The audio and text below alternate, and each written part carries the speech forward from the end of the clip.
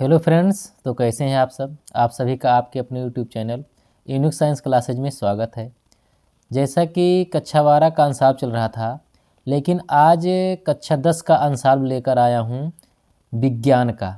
विज्ञान में भाग 3 अंशाल्प होगा, जो जीव विज्ञान का पार्ट होगा। उस पार्ट को हम लोग आज सॉल्व करेंगे। सेट है 2024 का 824 IJ। भाग उपभाग 3 है। अब 3 में आप देखेंगे, पहला क्वेश्चन है कोशिकीय प्रक्रम में ऊर्जा मुद्रा है, यानी ऊर्जा की मुद्रा किसे कहा जाता है। तो आप सभी जानते हैं ATP, क्योंकि जो ऑप्शन सही है वही ऑप्शन यहाँ लिखा हुआ है। बाकी 4 ऑप्शन आप लोगों को अंशाल्प में मिल जाएंगे 824 IJ में।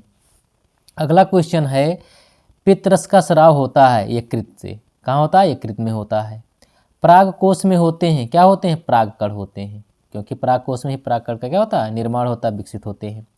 पत्तियों पर कलियां विकसित होती हैं, किस ऐसी कौन सी पत्तियां होती हैं जिनमें कलियां विकसित होती हैं? तो ब्रायोफिल्लम, जिसे अजूबा बोलते हैं। एक लिंगी पुष्प का उदाहरण है। एक लिंगी पुष्प का उदाहरण कौन है? पपीता। क्या है? पपीता। एक स्वस्थ मनुष्य में सामान्य रक्तदाब होता है। तो आप सभी जानते हैं एक स्वस्थ मनुष्य का सामान्य रक्तदाब जो होता है 120/80 होता है। कितना होता है? 120/80 होता है। अगला क्वेश्चन है निम्नलिखित में से कौन सा आहार श्रृंखला का निर्माण करता है? घास, बकरी और बानों। यही क्या करता है? आहार श्रृंखला का निर्माण करता है। हाँ दोस्तों, तो अगला क्वेश्चन है एक तंत्रिका कोशिका की संरचना का नामांकित चित्र बनाइए तथा इनके कार्यों का वर्णन कीजिए। तंत्रिका कोशिका देखेंगे, तंत्रिका कोशिका अत्यधिक जटिल एवं लगभग 0.1 mm से 1 mm तक लंबी होती है। यह शरीर की सबसे लंबी कोशिका है। तंत्रिका कोशिका के निम्नलिखित भाग होते हैं। Number 1 cyton. ये तंत्रिका कोशिका का प्रमुख भाग है। इसके जीवद्रव्य में केंद्रक, माइटोकॉन्ड्रिया आदि अतिरिक्त निःशल्क कण उपस्थित होते हैं।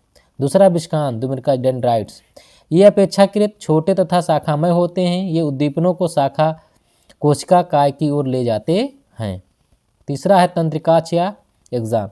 कोशिका काय एक लगभग बराबर मोटाई का लंबा अक्षतंत्र या तंत्रिकाक्ष निकलता है। तंत्रिकाक्ष की अंतिम छोर की उपशाखाओं पर सिनेप्टिक घुंडियाँ होती हैं। ये अन्य तंत्रिका कोशिकाओं के दुमिरका के साथ युग्मक बंधन या सिनेप्स बनाती हैं। अब देखेंगे तंत्रिका तंत्र के कार्य। नंबर 1 तंत्रिका तंत्र के निम्नलिखित कार्य हैं। नंबर 1 है ये मानव शरीर में ऐच्छिक तथा अनैच्छिक क्रियाओं का नियंत्रण करते हैं। दूसरा है ये बाह्य वातावरण से सूचनाओं को इकट्ठा करता है। अगला पॉइंट है तंत्रिका तंत्र हमें सोचने तर्क करने में सहायक होते हैं। अगला है पॉइंट ये मानव शरीर में प्रतिवर्ती क्रियाओं का नियंत्रण करती है।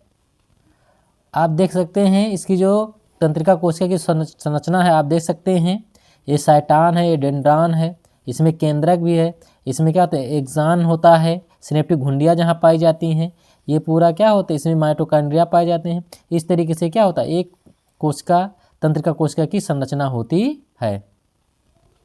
हाँ फ्रेंड्स, तो अगला क्वेश्चन है लिंग गुणसूत्र से आप क्या समझते हैं? मानव में लिंग निर्धारण की प्रक्रिया को समझाइए। हाँ देखेंगे तो सेक्स डिटर्मिनेशन लिंग निर्धारण।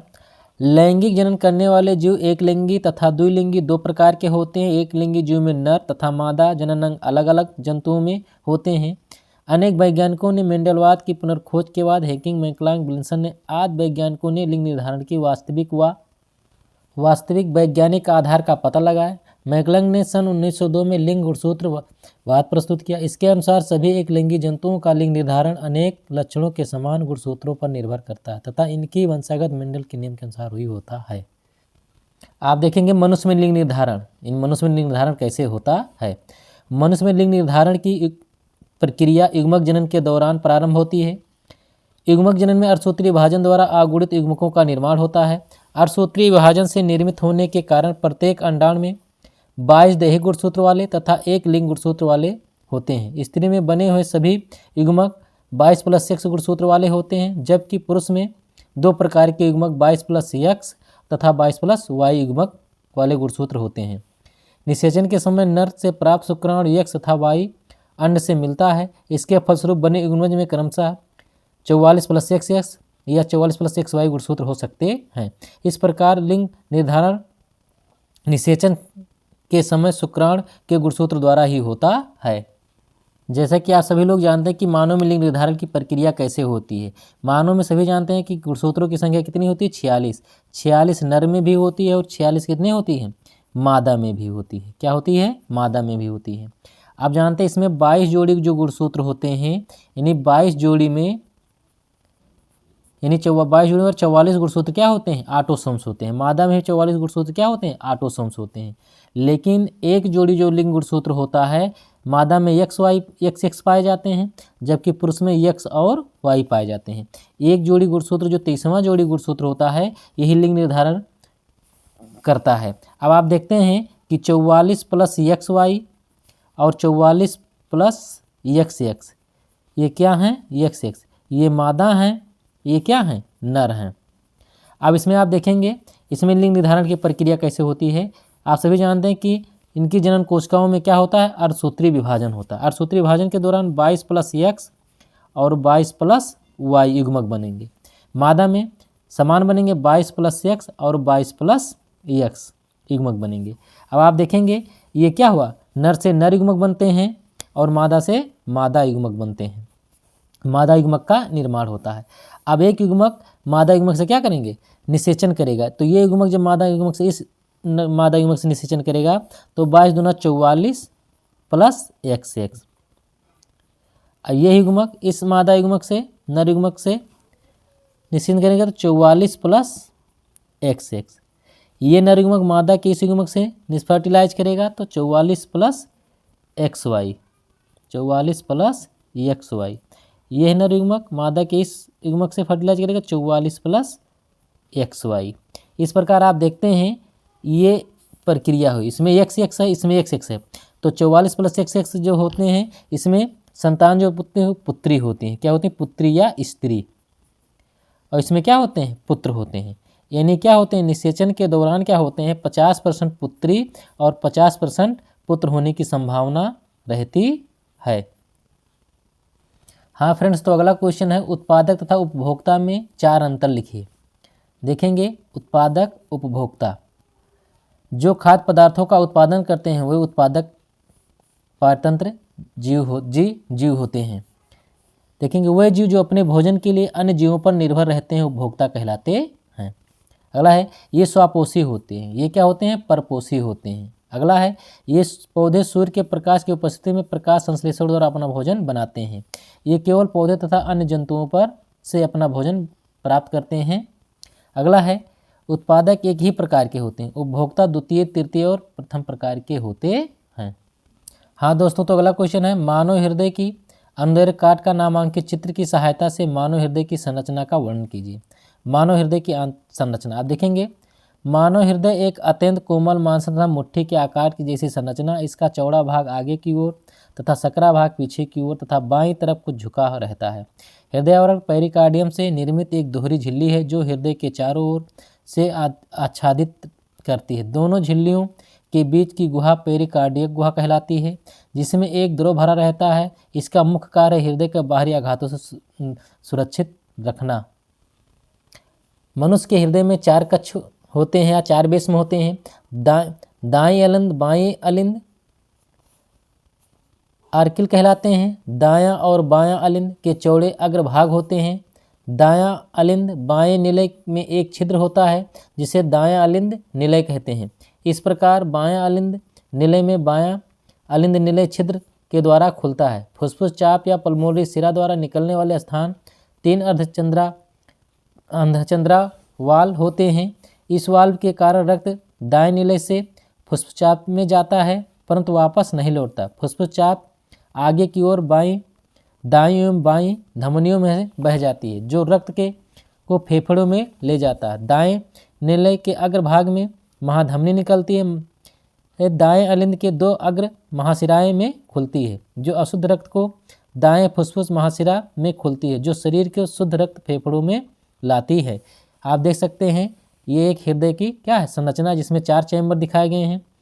ये बायां अलिंद है, ये बायां निलय है, ये दायां अलिंद है, ये दायां निलय है। इस प्रकार एक हृदय में कितने 4 चैम्बर होते हैं।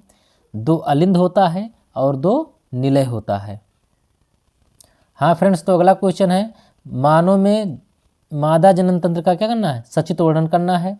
तो मानव में मादा जनन तंत्र जो होता है फीमेल रिप्रोडक्टिव आर्गन, तो जो फीमेल रिप्रोडक्टिव आर्गन होते हैं उनमें प्रमुख अंग जो होता है अंडाशय होता है, अंडवाहिनी होता है, गर्भाशय होता है और यौन होता है।